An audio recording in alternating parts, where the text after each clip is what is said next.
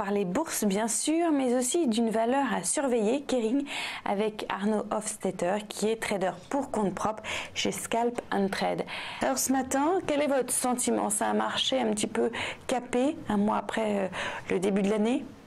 Oui, c'est vrai que sur le CAC, on a eu un bon début d'année et puis en fait on voit aujourd'hui qu'on assiste à quand même pas mal de mouvements sur l'euro-dollar qui viennent pénaliser un peu la tendance. On est sur des niveaux de 1,25, donc ça commence à devenir un problème pour les sociétés, notamment les sociétés exportatrices.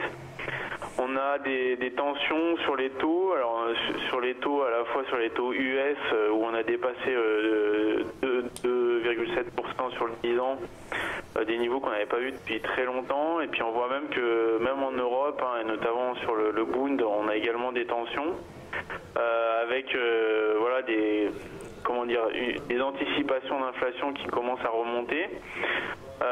Et à ça, on ajoute aussi des niveaux de volatilité implicite qui commencent également à augmenter, puisqu'on était sur la volatilité implicite sur le CAC 40 sur des niveaux de 10, et puis là on est en ce moment sur un niveau de 15,60, donc on a une volatilité implicite qui a augmenté de quasiment 50% en très peu de temps. On a vraiment un marché qui parvient plus à monter, qui a perdu qui a perdu tout son momentum. Donc on a vraiment une résistance à 5580 qui est vraiment une forte résistance. Hier, on a essayé de tenir les niveaux de support de 5430, donc là on cote un petit peu en dessous, mais on voit qu'on a du mal. Moi, dans ce contexte-là, je privilégie un scénario avec un retour sur 5350, voire même 5260. Tout en étant également méfiant sur les États-Unis qui, à mon avis, devraient aller plus bas après la saison des résultats. Je dis bien après la saison des résultats. Pour le moment, on est en plein dedans. Donc il faut attendre encore quelques mois, quoi, pour les États-Unis. Enfin, c'est jusqu'à fin février, même pas à peine.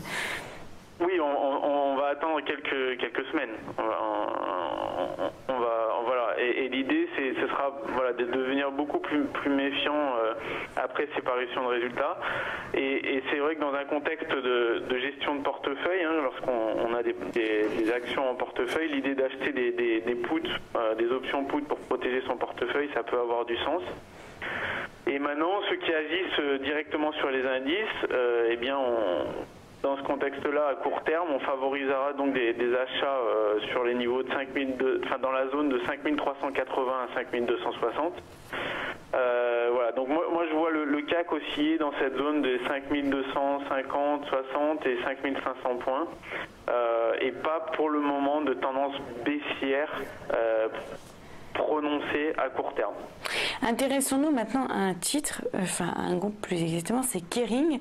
C'est un groupe de luxe qui est basé en France et qui est spécialisé dans l'habillement et dans l'accessoire, qui marche très fort, croissance à 3 chiffres. Et mardi 13 février, le groupe doit publier ses résultats annuels. Alors, comment doit-on se positionner face à Kering ?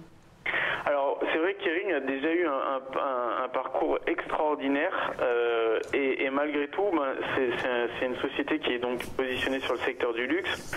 On voit que c'est un secteur qui continue de donner des excellents résultats, avec LVMH qui a publié des chiffres récemment extrêmement bons. Ouais, plus de 5 milliards de bénéfices. Il y a Swatch aussi qui a publié des très bons résultats, le numéro 1 mondial de l'horlogerie. Donc c'est un secteur qui est porteur. Oui, tout à fait. Et dans ce contexte-là, on attend donc sur 2017 par rapport à 2016 une croissance du bénéfice par action de Kering à 3 chiffres, donc c'est assez impressionnant, avec un consensus qui est systématiquement revu à la hausse par les analystes, à la fois en termes de target price et puis également de recommandations, avec des bureaux d'analyse qui ont réaffirmé leur soutien à la valeur récemment.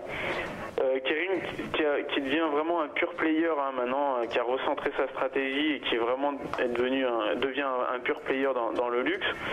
Donc voilà, avant les résultats, je pense qu'on devrait avoir une batterie de résultats qui devrait être relativement positive pour le titre.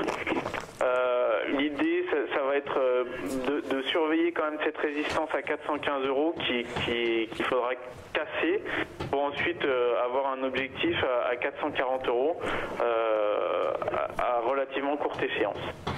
D'accord, donc on va essayer de vous suivre. Merci sur l'action Kering. Merci beaucoup Arnaud Hofstetter. Je rappelle que vous êtes trader pour compte propre chez Scal & Trade.